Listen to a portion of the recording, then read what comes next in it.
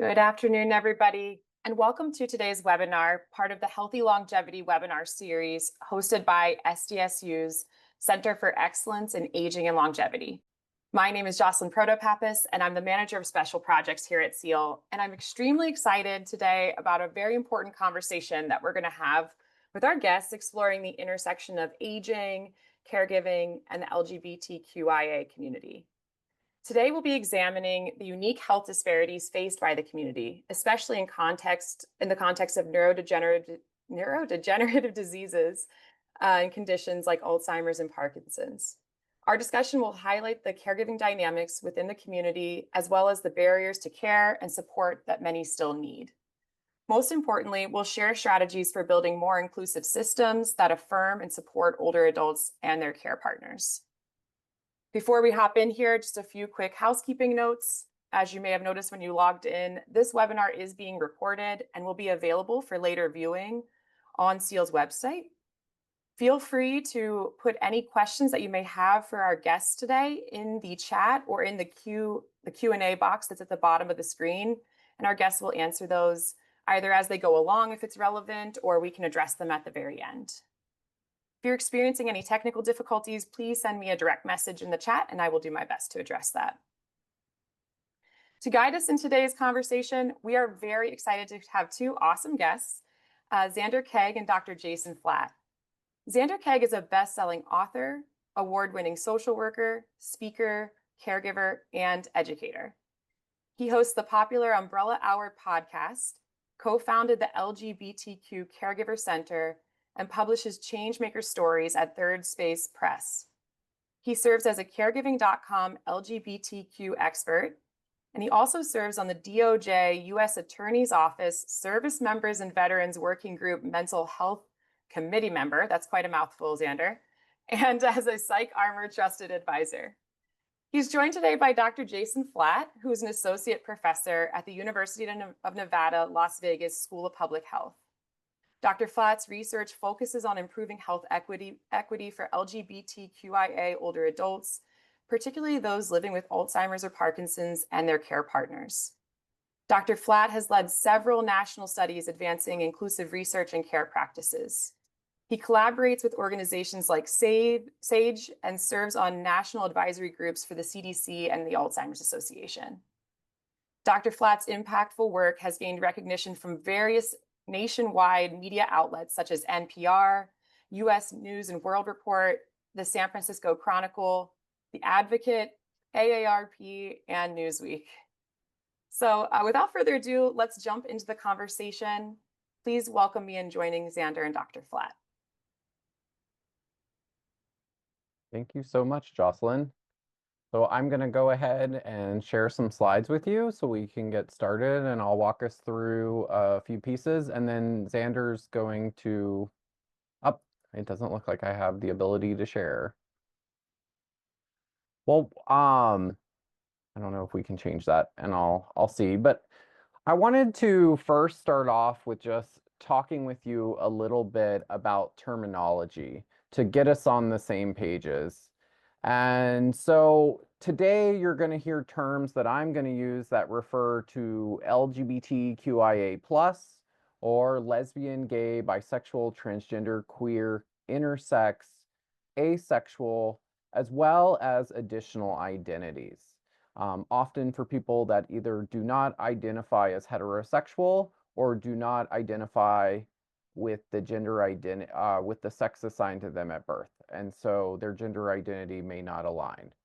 And so really this is diverse language. It's evolving with our generations in terms of the language that people use. And so it's just really important when we do this that we make sure that we use inclusive language. All right, I'm going to share my slides really quickly, and you'll have to let me know if you're seeing the wrong view. I think you are. Are you seeing my notes? I think that might look better. How does that look? Okay. So let me get over to the pieces I was talking about. So I just really love us to get on the same pages in terms of the language. So here's sort of the language I'm using to refer to LGBTQIA plus identities. An image I often show that I think is important for us to think about, and often when we're measuring sexual orientation and gender identity, I use a more inclusive approach. And I do this in terms of inclusive to allow people to select as many identities that align with them.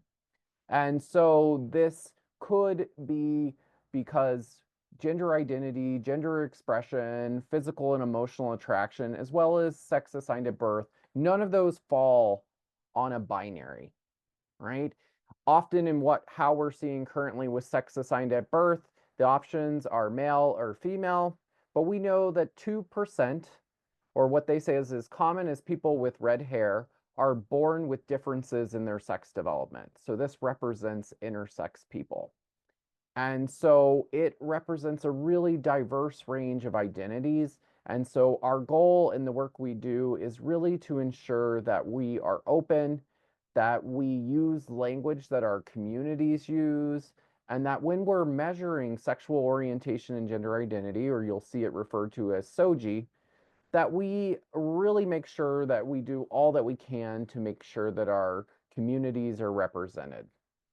And here, the next word cloud, this is just a word cloud that represents words that community members have used to describe their gender identity. And the language is evolving. And I will tell you, I don't necessarily know what every word means. But what I will tell you is that what's important is to use the language that our community members endorse. And so, especially if we're creating surveys or measures, we want to follow best practices, which I'll share an example in a little bit. But we also want to give options, write-in options for community members to feel represented when they're sharing about their background and identity. So I'll share a bit more about some of that in a moment. But this is Pride Month. And in Pride Month, I think it's really important for us to understand, why do we celebrate Pride? It is not just because community members want to go and march with their rainbow flag. What it represents is really an iconic moment in our history in the movement for LGBTQIA plus rights. And so we celebrate Pride in June because of the pioneers that have fought for the equality of the LGBTQIA plus community. So the image on the right, I show two of the trans women that were part of this movement, Marsha P. Johnson and Sylvia Rivera, right? And so prior to 1969, and even occurring in many states, right, it was not uncommon for the police to raid LGBTQIA plus spaces, as well as you could lose your job, you could lose your housing, and there were even more barriers with things around accessing healthcare. And so we celebrate Pride because of these iconic moments in terms of the fight for equality for the LGBTQIA plus community. This on the top, I want to highlight, we're talking about aging, and I want to put this within the context of thinking about unique concerns. And so on the top left, you'll see a short timeline. This really does not represent all of the iconic moments, and it's much more centered on sort of lesbian and gay rights, but it highlights some of the pieces. So 1969 is when we see the Stonewall riots. The first Pride Parade in New York City happened in 1970. We see the creation of the rainbow flag in 1978. In 1993, we see a law signed that forbids gay and lesbian people from serving openly in the military. We don't see that law repealed until 2011. And if you're paying attention to current events, we've been seeing, executive orders that are restricting, for instance, the rights of transgender people to serve in the military. These create unique challenges for our communities when we think about things like employment, housing, and healthcare. but we've seen a lot of progress. While today the community is experiencing some major challenges, there are some unique, iconic pieces that have increased the rights of the LGBTQIA plus community. And so I want to put this within the context of aging, and what we think is important is to understand that for successful aging, but also to have a healthy brain, which we'll talk about in a little bit, you need a few things. You need to have economic security, right? So you need to be able to have a job and save, have opportunities for retirement. You need to have social connections. These social connections are often who you rely on for things like caregiving when you have unique health needs, as well as the ability to maintain your health and well-being. So being able to access healthcare where you can get really holistic care based on what you need. And we see for LGBTQIA plus elders, these are some major challenges, right? So lifetime discrimination, the fact that there was a lack of protections, but even marriage equality. Marriage is one way that wealth is shared among couples. So this is a reason why marriage equality is so important. We also see for the LGBTQIA plus community, often at a time when they came out, they were ostracized by family. So many of the elders today have to rely on chosen family members for care. And we also know that for many of them, they were aging during a period where, for instance, in 1973 and prior, being a homosexual was considered a mental health disorder, as well as for transgender people, right? Even today, they still have to have a diagnosis often of gender dysphoria, but some of the rules have been changed in 2013. But we still see you have to have a diagnosis to receive gender affirming care often. So this creates unique challenges for the community when we think about it in terms of aging. And we know that these challenges are compounded when we think about discrimination and intersectionality. So being an LGBTQIA plus person, being a person of color, right? Maybe aging with HIV or living with a disability, and how all of those would impact unique challenges for the community. We also see, and this map is out of date, that there have been efforts across many states to restrict access to gender affirming care for youth. And why this matters for elders is that this impacts their access as well. So many states have blanket policies that cover all gender affirming care, or providers are reluctant to provide gender affirming care regardless of age because they don't understand laws or there's concerns about that. So this really has a major impact on the community. And we've done some research that even links how the passage of these laws impacts the mental health of the broader LGBTQIA plus community. So I want to put some of what we're going to talk about in a moment within the context of how many LGBTQIA plus older adults do we currently have in our country, and what is some of the research that we currently know in terms of neurodegenerative diseases like Alzheimer's disease or Parkinson's, but also unique issues around caregiving. So first, we know that nearly 3 million LGBTQIA plus adults in the US are age 50 or older.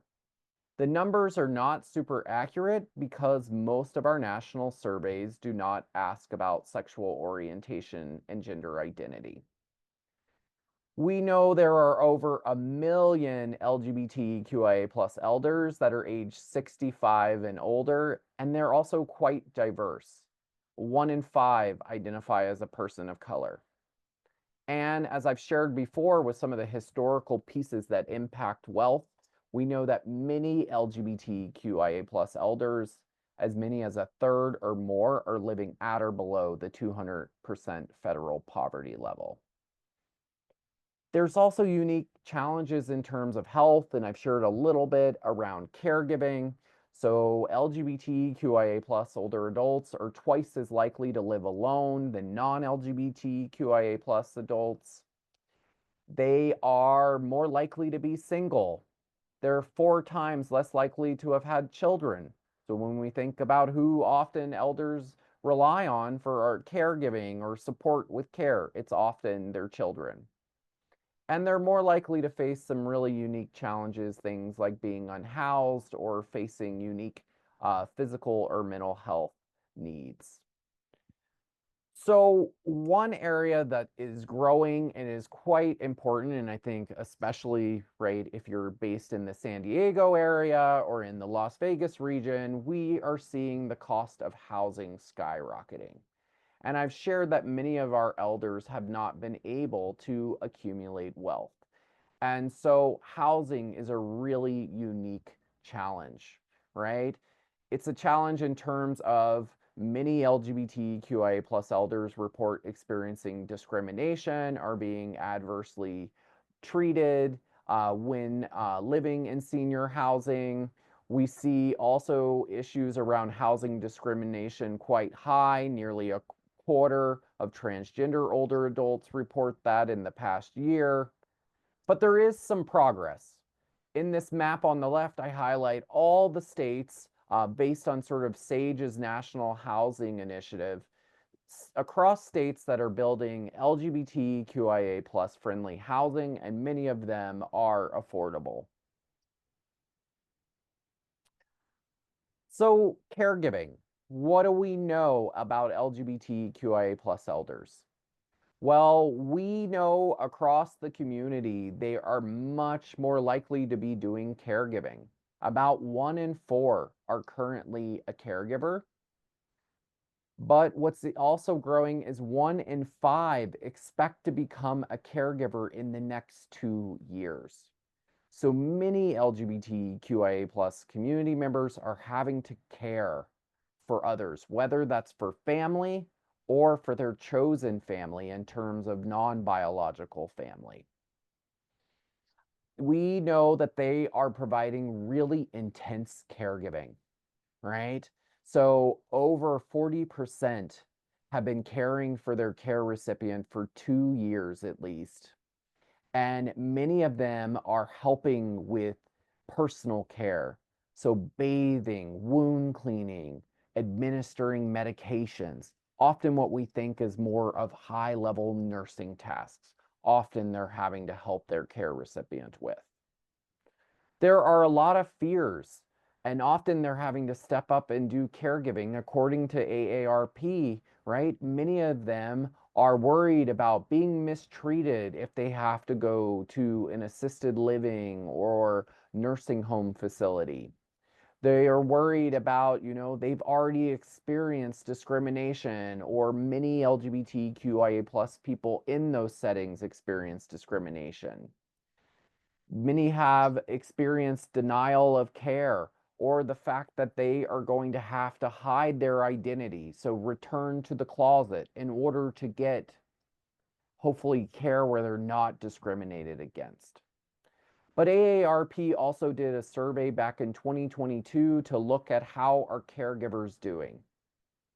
And caregivers are facing a lot of challenges. Over 60% reported they're emotionally stressed. 60% are reporting they're having a really hard time maintaining their health, important things like getting exercise, as well as over half are not getting enough sleep. There's also economic concerns that the community faces. And so these are unique pieces for LGBTQIA plus elders. I want to share this past year, we partnered with SAGE to do a national survey to look at really the needs of LGBTQIA plus elders across the country. So we looked at people that were age 50 and older living in the US and, right, could do the survey either in English or Spanish. But we also wanted to target some underrepresented groups. So transgender elders, people of color, those living in rural communities, those with low income backgrounds, as well as those that are living with a disability. And we wanted to look at more of how are their experiences of discrimination shaping their concerns around accessing long-term care and aging-related services. So this survey was done through last July. So in this survey, we reached over 1,000 people, and we were able to contact LGBTQIA plus elders, right, from 47 states. So there were 3 states we didn't reach, as well as 2 territories, Puerto Rico and Washington, D.C. So you can see, average age was actually close to 65 years of age. And here I highlight sort of the 5 target groups as well that we wanted to reach. So we found some concerns, particularly around finding LGBTQIA plus long-term care. So if you look at this, you can see across all the groups, including transgender people, people of color, there are high levels of concern about being able to find welcoming long-term care, over 80%. Even more concerning is about the affordability of that care. Over 90% of the participants reported that they were concerned about that. And then also around caring for loved ones, we also see, right, 3 out of 4 are reporting major concerns, with most of those highlighted for the transgender community, people of color, and those living in rural communities and with a disability. In terms of discrimination, and I know I'm showing a lot of numbers here, but I'll pull out a few things that I think are important for you to know. So we found in terms of experiencing discrimination in their lifetime, nearly 40% reported any type of discrimination. But what was more concerning is that over 1 in 5 were reporting that in terms of experiencing discrimination in the past week, 22% felt that they were treated with less respect than others. We also saw concerns around threats to safety, right? Things like being insulted or screamed at. They saw in this table that we can see heightened concerns. So I'm going to go to the very bottom where we look at overall discrimination, and you can see that many of the greatest concerns are among transgender people that are older, people of color, those living in rural communities, those living with a disability, and those from low-income backgrounds. So what I want to point out is that experiencing discrimination, right? And then when we think about intersectionality, we know that the concerns are heightened for our diverse LGBTQIA plus elders. So I want to shift a little bit and talk with you about what we're finding from our research in terms of neurocognitive related disorders, or what I'm going to start with talking with you about concerns with memory. So we did a study. We leveraged the CDC's behavioral risk factor surveillance system, and we looked at multiple years of data. And the question where people were asked, in the past year, have you experienced confusion or memory loss that is happening more often or getting worse? We found that among LGBTQIA plus people that were aged 45 and older, they were more likely to report, right? So nearly 1 in 7 compared to about 1 in 10 for non-LGBTQ plus elders. When we look at who's experiencing the greatest concerns, we actually found that concerns with this subjective cognitive decline or memory loss were higher among lesbian, cisgender, not transgender women, bisexual, cisgender individuals, people who identified their sexual orientation as another, and then among transgender individuals. when we look at how is your memory loss or concerns impacting your daily lives, we found that for LGBTQIA plus people experiencing this subjective cognitive decline, they were more likely to say that it was resulting in them giving up their day-to-day activities, that it was requiring them to get more help with doing household tasks, and that it was interfering with their ability to stay social, work, and volunteer. So these represent some potential signals of how right memory loss is impacting LGBTQIA plus elders. But what we didn't find a difference in is that both among LGBTQIA plus and non-LGBTQIA plus, greater than 50% did not go and talk to their healthcare provider about their memory loss. So this is a major concern, and we think it has to do with fears around the loss of autonomy and also the fact that people are scared that they will get a diagnosis of having Alzheimer's or a related dementia. So I want to shift to some data where actually this is somewhat relevant to California. This comes from some research that I did partnered with Kaiser Permanente in Northern California. So on the map, you can see some of the areas that are represented by Kaiser. And in 1996 is when they started their medical record data. And we were able to leverage the medical record data from 1996 through 2015. And we used a unique cohort called the Kaiser Research Program for Genes, Environments, and Health. But what's unique is in 2007, they asked about sexual orientation.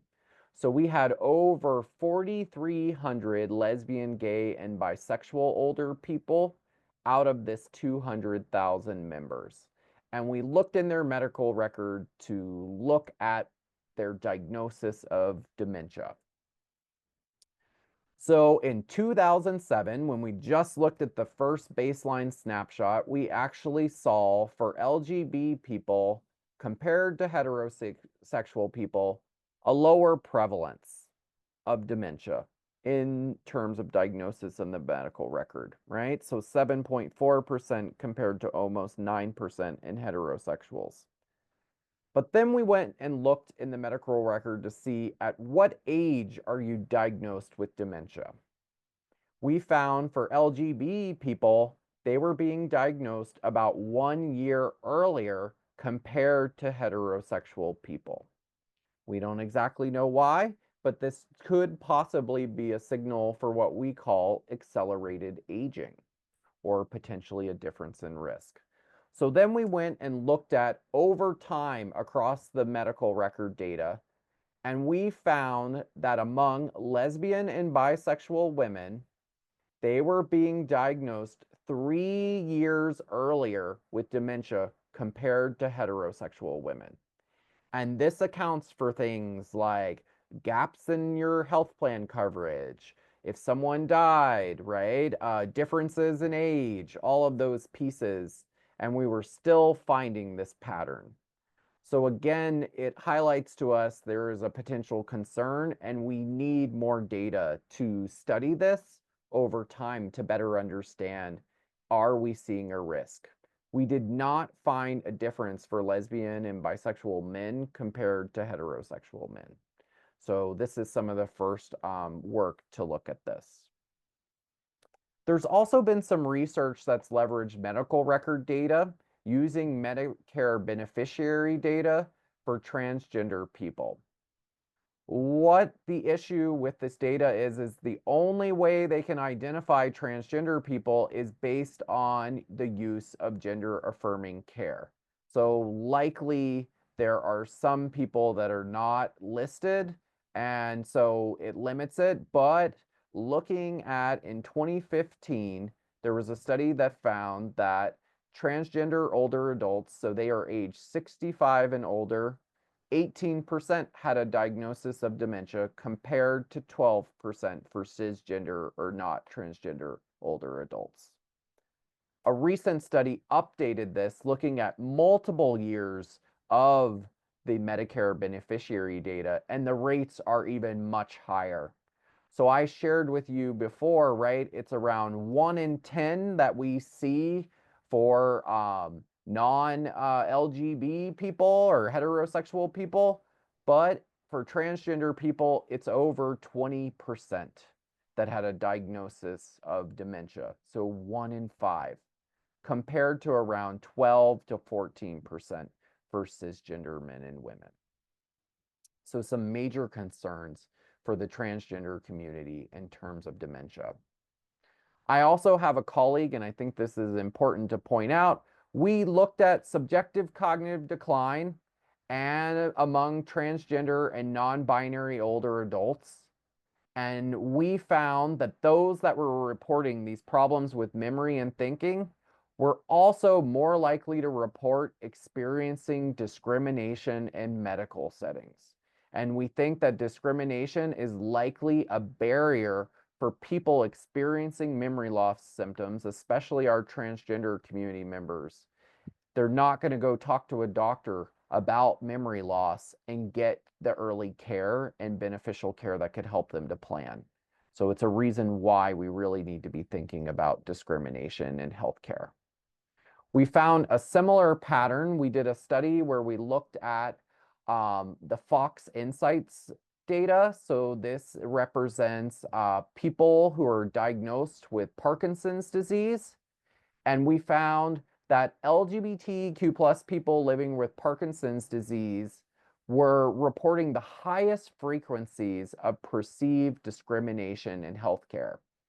So this table on the right, these are the questions that they were asked from the discrimination and medical settings scale.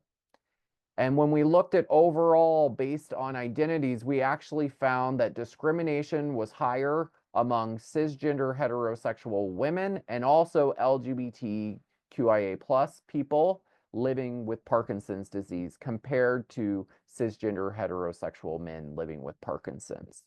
So again, a major concern in terms of the LGBTQIA plus community and those that are living with a neurodegenerative disease. So I want to close out and give some time for discussion, but before I do that, I want to share with you a little bit around recommendations for the collection of sexual orientation and gender identity. So in 2022, the National Academies of Science, Engineering, and Medicine provided a foundational report to really highlight why it's important to collect SOGI. And so recently, a group of investigators I've been working with has advocated to get the National Alzheimer's Coordinating Center as part of the Uniform Data Set version 4 to their social determinants module to include sexual orientation, gender identity, sex assigned at birth, and also intersex intersex traits diagnosis, I believe. Basically a diagnosis of a difference in sexual development. So we've gotten that added. And so I encourage you to think about ways if you're doing research and it makes sense. I show here on this form, if you're going to ask about sexual orientation and gender identity, you often want to ask it when you're asking about demographics, things like age, race, ethnicity, right? This is when you ask those questions. Never when you're asking about things like entitlements or the quality of services or satisfaction, anything like that. Some additional work that I think is really incredible is I'm part of a team out of San Francisco working with Open House, an LGBT senior housing provider, and OnLock, and we have worked to create the first co-designed LGBTQIA plus adult day program. It is incredible. It is called Club 75 and represents an incredible model for really thinking about how to have long-term care services for the LGBTQ plus community. Another project that I'm on is working with some colleagues out of the University of Minnesota. we're testing a training program that is for long-term care settings in Minnesota to ensure that they're welcoming to LGBTQIA plus people. So you'll see in this language SGM, that represents sexual and gender minority, and that's a term that the National Institutes of Health was using to identify LGBTQIA plus people. Finally, another project that I'm currently working on is to adapt the Savvy Caregiver program for LGBTQIA plus caregivers. Currently, the Savvy Caregiver program is not very inclusive to the LGBTQIA plus community. So we're doing some unique work to culturally adapt it and then test how well does that adaptation work for the community. Finally, I have one current study that we're still recruiting for. It's called the Stonewall Generation Study. And so we're doing telephone interviews with community members to learn about their concerns with memory, thinking, and health. And this project is supported by the Alzheimer's Association. So something I want to share is I've been speaking out a lot.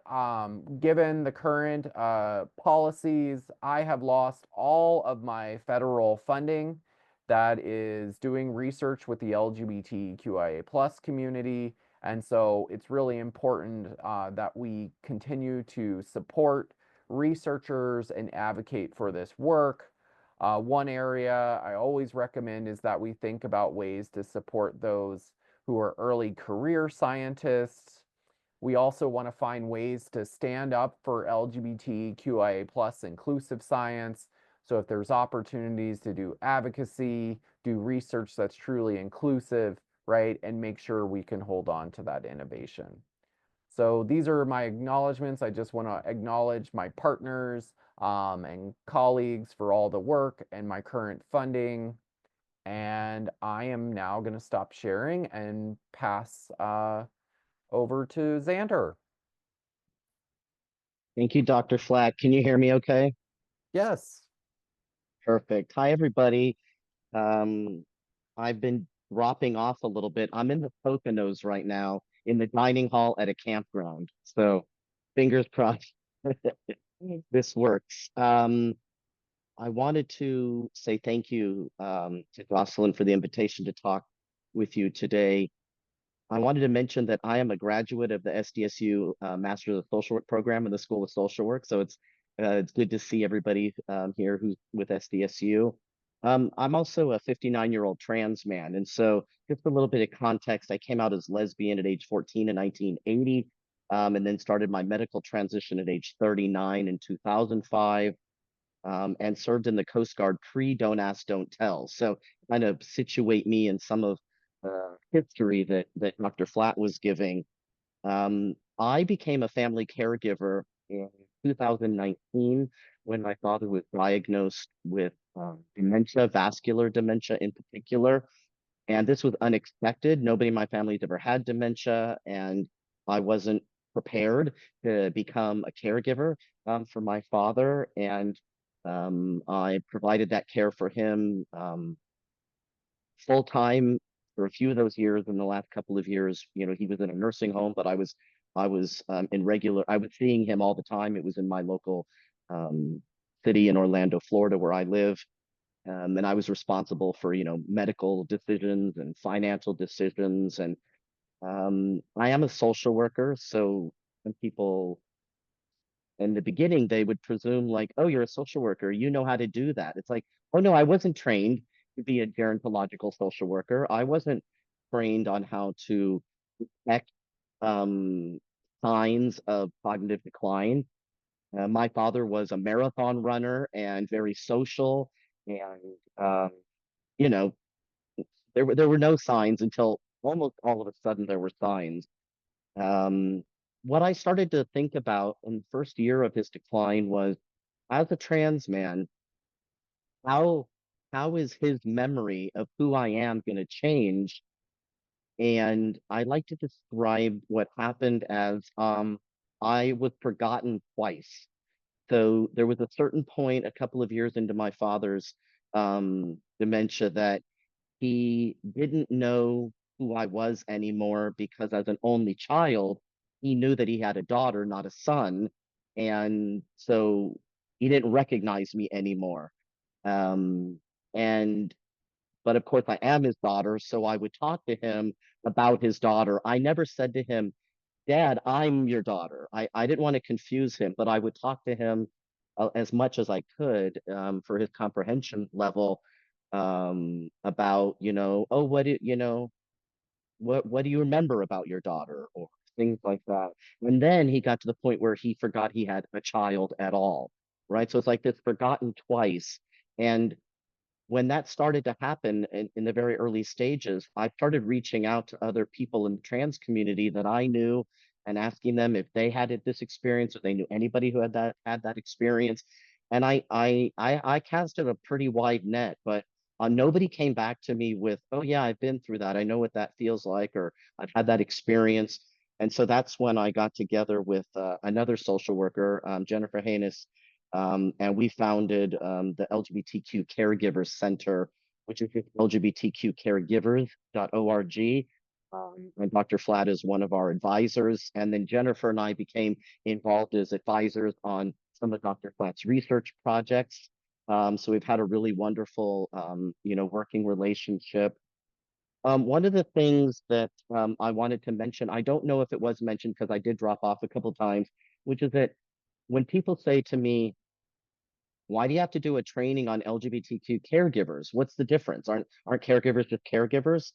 And so, in addition to some of the things that Dr. Flatt mentioned, the one thing that I always like to bring up, this wasn't my case, but it is true for a lot of people that I know, which is that um, they have been estranged from their families. Perhaps there was abuse in their families, there was rejection of them as an LGBTQ person. And then all of a sudden, they're now called upon to be a primary caregiver, right? Or a sole caregiver because they're the one who lives closest to the parent, or they're the one without children, right? And so that's an issue that I think a lot of people don't really consider. I think it's not just unique to our community. I think adult children can be estranged from their parents, but I think we do deal with that at a higher rate. Um, so yeah, I just wanted to, just kind of give my perspective about, being a caregiver. When my father was in the nursing home, I decided not to disclose to the nursing home staff that, well, was the first assisted living in the nursing home, that I was trans. I figured if it ever needed to be disclosed, I would, but I just never did because I didn't, I didn't know if there would be an adverse impact on my father because of that. And I was already concerned about how we would be cared for in the nursing home to begin with. I am quite familiar with sometimes nursing homes cannot be very high quality, even when we think they are, because they're very expensive ones.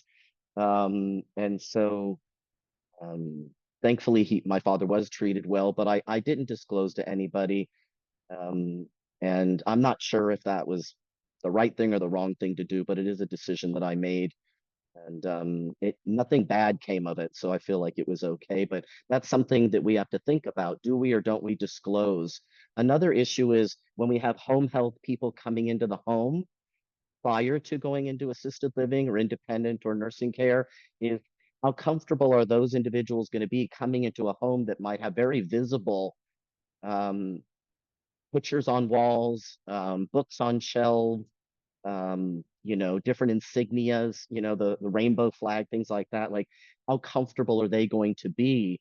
And so I think it's really important. It's one of the things we do at the LGBTQ Caregiver Center is giving trainings to caregiver provider service agencies so that all of their caregivers, their professional caregivers who go into the home in particular, have a bit more of a cultural competency around who they might be caring for if they happen to be an LGBTQ elder that's dealing with whatever it is that they're dealing with, not just the cognitive decline. So those are just a few pieces that I wanted to add in um, before we opened up for people who had questions.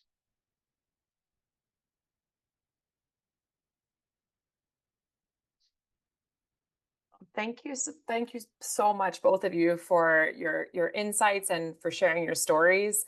I, Dr. Flatt, the way you set that context and helping us to understand the intersectionality and what people face when trying to get care or trying to give care for their loved ones, that was beautifully done. That was great.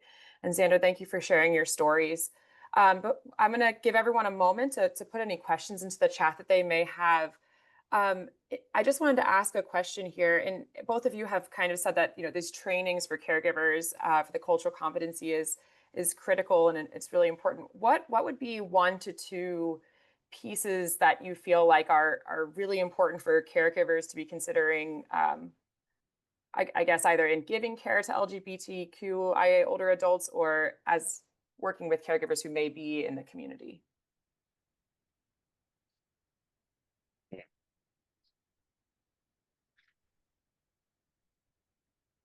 You gonna go, Gosh. Xander? Or... Yeah, I'm trying to think of,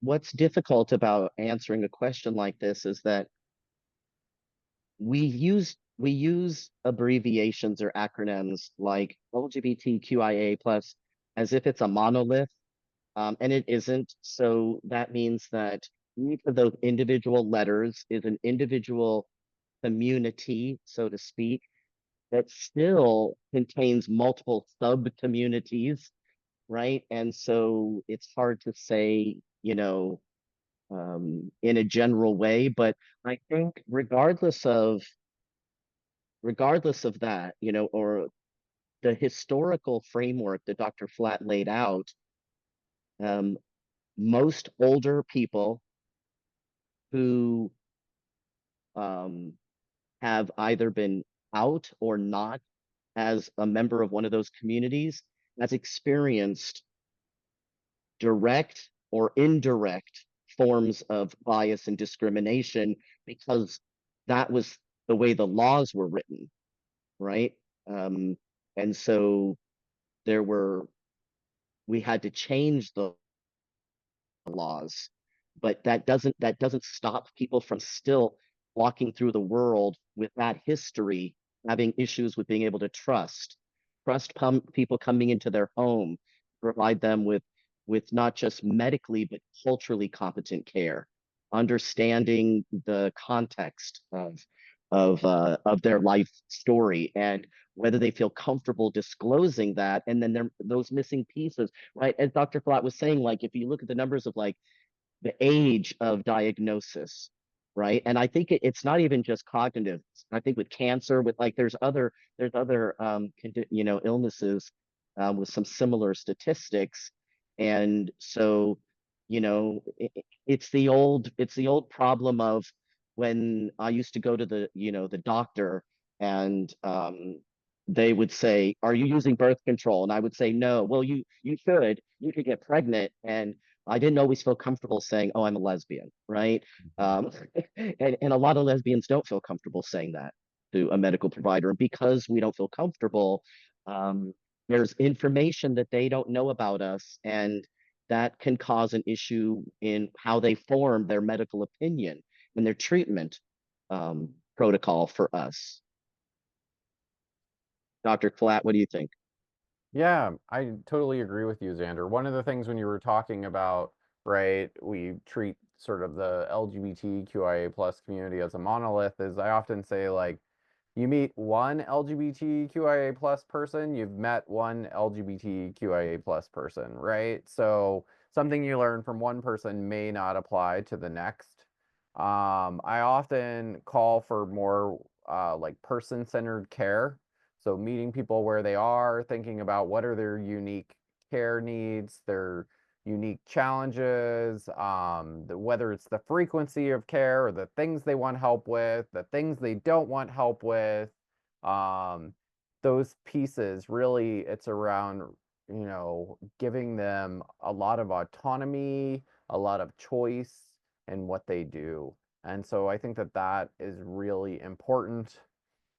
The something I didn't talk about, but we should also consider is like trauma-informed care approaches. Many community members have experienced trauma.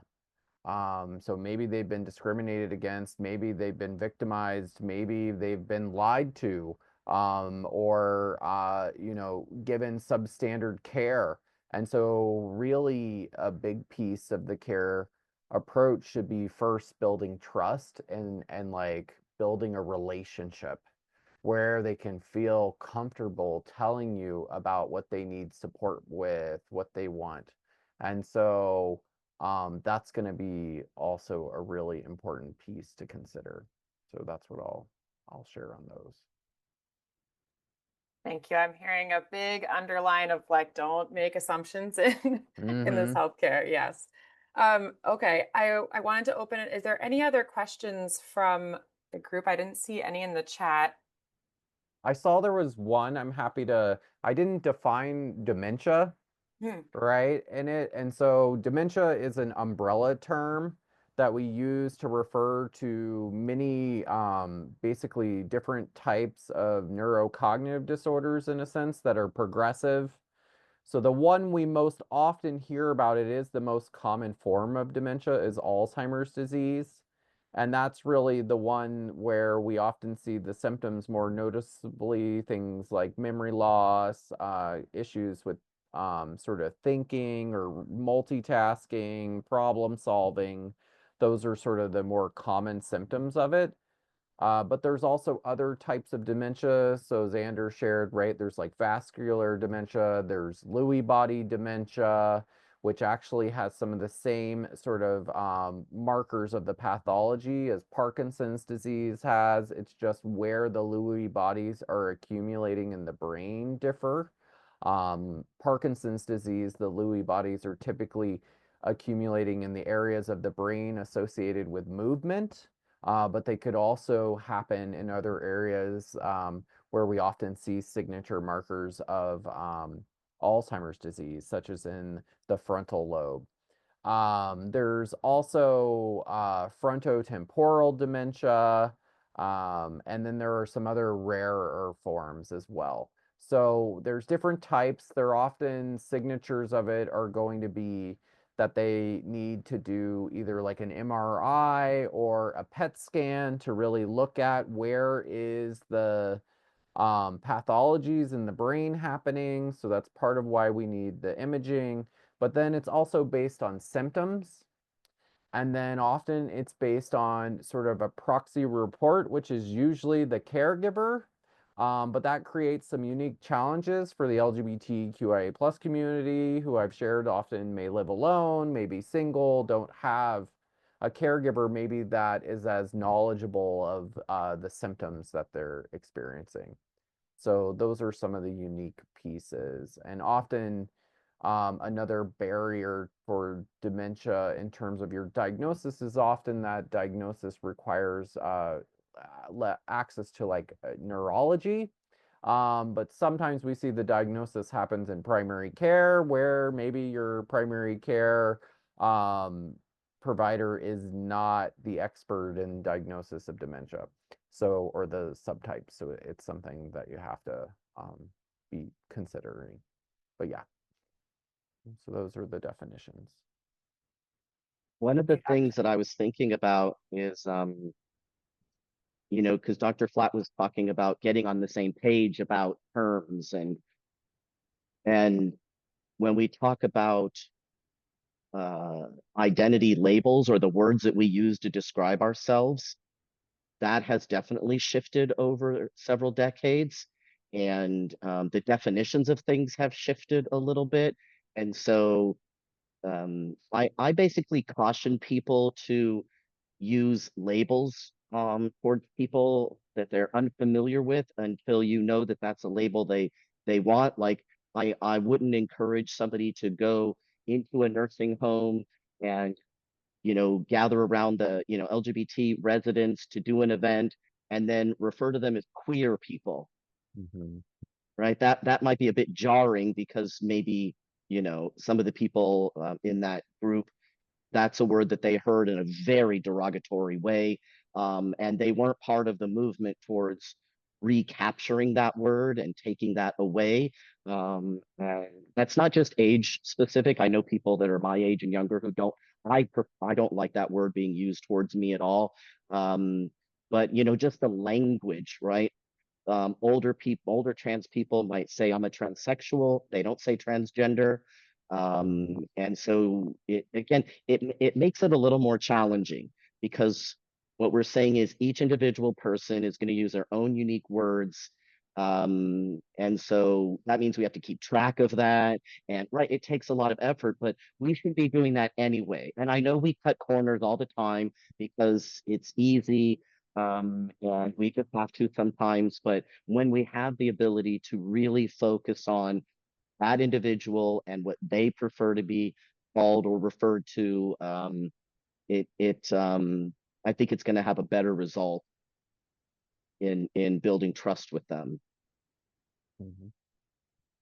Yeah, I Great. agree. Thank you so much. And I think Judith, she mentioned in the chat here, let residents self-identify, not outing them, but letting them come out. So I think that nice little wrap Or up there. not. Maybe they don't want to.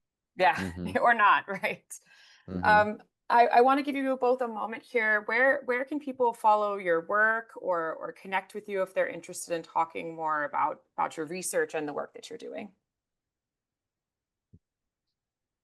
Sure. So you could go to my website is called rainbowsofaging.org.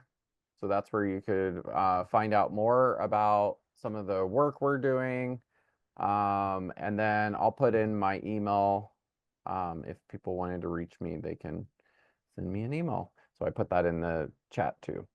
So yeah, thank you so much for having us. Hmm. I'll put in the link for the LGBTQ Caregiver Center. And also I'll put my email. I'm on LinkedIn, so if people are on LinkedIn, they can definitely send me a request to connect. But you can reach out to me via email, and then also I have my own website, so I put that there as well. Okay, well, thank you everybody for joining us today. And thank you, Dr. Flatt and Zander. We really appreciate having both of you today. This webinar is recorded, so it'll be available on our website in just a few days here. And I will make sure that this contact information for both of our speakers is also available. Thank you, everybody, and have a wonderful weekend.